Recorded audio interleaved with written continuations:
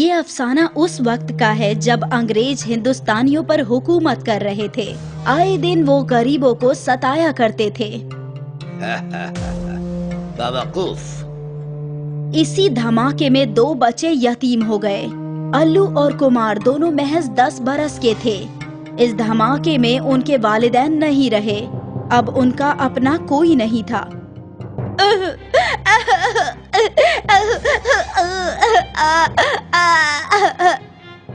महर्षि आदित्यनाथ को इन दोनों बच्चों पर रहम आ गया और वो इन्हें अपने साथ अपने आश्रम में ले गए। यहाँ उन्होंने दोनों बच्चों का अच्छे से ख्याल रखा। वक्त गुजरा और बच्चे उस हादसे से उभरने लगे। गुरुजी, उन अंग्रेजों ने हमारे वालिदैन के साथ ऐसा क्यों किया?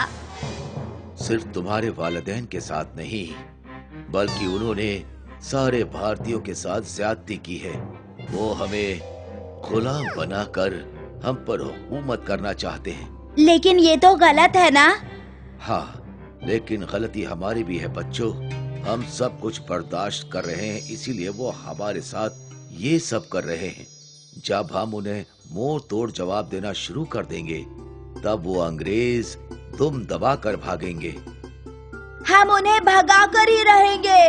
हाँ, ताकि किसी और अल्लू और कुमार को यतीम ना होना पड़े। बिल्कुल, आजादी हमारा हक है और हमें हासिल करना ही होगा। महर्षि आदिनाथ के आश्रम में दोनों बच्चे तालीम हासिल करने लगे और तालीम के साथ साथ हथियार चलाना भी सीखने लगे। अल्लू तलवारबाजी में माहिर था और कुमार तीरंदाजी में माहिर था। उसका कोई भी निशाना चूकता नहीं था। कुमार को पढ़ने लिखने का भी शौक था। बेटा कुमार, मैंने हमारे एक आजादी के लड़ाई लड़ने वाले से राब्ता किया है। तुम उनके पास जाकर अंग्रेजी सीखोगे। वो शहर में प्रेस चलाते हैं। लेकिन अंग्रेजी सीखने की क्या जरूरत है गुरुजी? जरूरत है अंग्रेजों की हिकमत अमली और उनकी कमजोरी समझने के लिए। उनकी जुबान की समझ होनी भी जरूरी है। ठीक है गुरुजी। तुम्हें आज ही निकलना होगा। जी। कुमार ने महर्षि आदिनाथ की दुआएं खैर ली और अपने दोस्त अल्लू को अलविदा किया और वो शहर के लिए रवाना हो गया। कुमार ज्ञानचंद जी के प्रेस में पहुंचा। आदाब। तुम्हें जरूर महर्षि जी ने भेजा होगा। जी। आज से तुम यहीं रहोगे, प्रेस के सारे काम सीखोगे और साथ में अंग्रेजी भी सीखोगे। जी ज्ञानचंद जी। इस प्रेस के जरिए हम अंग्रेजों की ज्यादती और उनकी काली करतूत से आवाम को रूबरू करवाते हैं। इसलिए अंग्रेज हमारे दुश्मन हैं। वो हमें सुकून से प्रेस चलाने नहीं देते, लेकिन वो इस प्रेस को बंद भी नहीं करवा सकते। आज से तुम्हें इस प्रेस की हिफाजत भी करनी है। जी मैं जरूर करूंगा। ज्ञानचंद जी कुमार को प्रेस दिखाने लगे। यहाँ अल्लू पूरे तवज्जो से हथियार चलाना सीखने लगा। वो बहुत अच्छा तलवारबाज तो था ही और अब वो धीरे धीरे तीरंदाजी भी सीख रहा था। 10 साल गुजर गए। अब अल्लू और कुमार दोनों बड़े हो चुके थे। कुमार प्रेस का सारा कामकाज सीख चुका था। उसे अंग्रेजी भी आती थी और अल्लू हथियार चलाने में माहिर हो चुका था। कुमार के तलवार के आगे कोई टिक नहीं पाता था। बेटा कुमार, अब तुम्हें आश्रम लौटना चाहिए। अब तुम्हें वो सब कुछ आता है जिस वजह से महर्षि ने तुम्हें यहाँ भेजा था। जी Gyanchand ji, I assure you I will make you proud one day. I am sure my son. Kumar ने ज्ञानचंद जी से दुआएं खैर ली और आश्रम के लिए निकल पड़ा। जब वो आश्रम पहुंचा तो आश्रम के बाहर कई लोग तलवारबाजी कर रहे थे, लेकिन कुमार ने एक ही झलक में अल्लू को पहचान लिया। अरे दोस्त कुमार, अरे रुक, आया।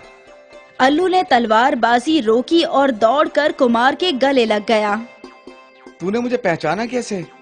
तेरी तलवारबाजी से तुझसे बेहतर तलवारबाज मैंने आज तक नहीं देखा। You are amazing. ओहो, तू तो अंग्रेजों की मानिंद अंग्रेजी बोल रहा है। बस अंग्रेजी बोलता हूँ, अंग्रेज नहीं हूँ। हाँ हाँ। तभी महर्षि आदिनाथ वहां पहुंचे। कुमार और अल्लू दोनों ने महर्षि जी के दुआएं खैर ली। फतह हासिल हो। आज तुम दोनों इस काबिल बन चुके हो कि तुम आजादी की लड़ाई का हिस्सा बन सकते हो। गुरुजी, हम अंग्रेजों को हमारे भारत से खदेड़ देंगे। हाँ, उन्हें उनकी अम्मी याद दिला देंगे। अंग्रेजों से कब्ल तुम्हें यहाँ के राजाओं से लड़ना होगा। नवाब शमशेर ने अंग्रेजों से हाथ मिला लिया है और अब वो इस सूबे का सारी दौलत उन फिरंगियों को सौंप रहा है। ये तो नाइंसाफी है। तुम दोनों को किसी भी हालत में इस दौलत को अंग्रेजों के हाथ में जाने से रोकना होगा। हमें नवाब से बातचीत करनी होगी। हाँ, पहले बातचीत करो और अगर ना माने तो हथियार का सहारा ले लो, लेकिन मुफलिसों की दौलत को ऐसे लुटाने मत देना। जी गुरुजी। महर्षि आदिनाथ ने अपने दोनों शागिर्दों को दुआएं खैर दी। फतह हासिल हो। और अल्लू और कुमार दोनों रवाना हुए नवाब से मिलने। नवाब के दरबार में कुमार ने अपनी बात रखी। नवाब साहब, अंग्रेजों से दोस्ती करने से हमारी मुफलिस आवाम का सिर्फ नुकसान ही होगा। वैसे भी अंग्रेजों ने अब तक सिर्फ हम पर जुल्म ही किया है। वो गोरे हमारी सारी दौलत लूट कर ले जाना चाहते हैं। अब इसमें गलत क्या है? जिसके पास ताकत होती है वो तो ताकत का इस्तेमाल करेगा ही। अंग्रेज अपनी ताकत से हिंदुस्तानियों को लूट रहे हैं। ये तो दुनिया का दस्तूर है ही। मत भूलिए नवाब साहब कि आप भी इसी मिट्टी की पैदाइश हैं। भले ही मेरी पैदाइश इस जमीन पर हुई है, लेकिन मेरा खून यहाँ का नहीं है। हमने तुम सब पर हुकूमत की है, लेकिन वो तालीम याफ्ता अंग्रेज हुकूमत करना चाहते हैं, तो इसमें गलत क्या है? आप जैसे बादशाह जब तक जिंदा रहेंगे तब तक हिंदुस्तान की मुफलिस अवाम पिसती रहेगी। तुम हिंदुस्तानी अपने आप को समझते क्या हो? साहिल, मुफलिस और लाचार, यही है तुम्हारी पहचान। कुमार ने अल्लू की जानिब देखा और अल्लू ने पल भर में नवाब का सिर जिस्म से अलग कर दिया। और फिर जब सैनिकों ने उन्हें घेर लिया तब अल्लू ने अपनी फुर्ती से सभी सिपाहियों को जख्मी कर दिया। अल्लू और कुमार नवाब का सिर कलम करके दरबार से बाहर निकल आए। गुरुजी, उस नवाब को हिंदुस्तानियों के दर्द नजर नहीं आ रहे थे। वो बादशाह बनने के काबिल नहीं था। अच्छा किया जो उसे मार दिया, लेकिन उसके मरने से वो लूटी हुई दौलत अंग्रेजों तक नहीं पहुंचेगी, ऐसा तो नहीं है। अब तक वो दौलत अंग्रेजों के हाथ लग चुकी होगी। हम वो दौलत वापस हासिल करेंगे। अंग्रेज वो दौलत रेलगाड़ी से ले जा रहे थे। अल्लू और कुमार दोनों अपने घोड़े पर सवार होकर रेलगाड़ी के साथ चलने लगे। अंग्रेजों ने कुमार और अल्लू पर गोलियां चलाई और फिर अल्लू और कुमार ने अपने तीर चलाए। सारे अंग्रेज जख्मी हो गए और अल्लू और कुमार ने वो खजाना लूट लिया। ये लीजिए गुरुजी, हमारे मुल्क के मुफलिसों की दौलत। आज मुझे तुम दोनों पर फख्र है। तुम दोनों ने वो काम कर दिखाया जिससे सभी भारतीयों को तुम पर नाज रहेगा। बच्चों, अब इस दौलत को गरीब किसानों में बांट दो, जैसा आपका हुक्म। वो सारा सोना लेकर अल्लू और कुमार गांव-गांव गरीबों में बांटने निकल पड़े। तुम भगवान हो। वो अंग्रेज हमेशा ये सब छीन ले जाया करते थे। तुमने हमें हमारी जिंदगी लौटाई है बेटा।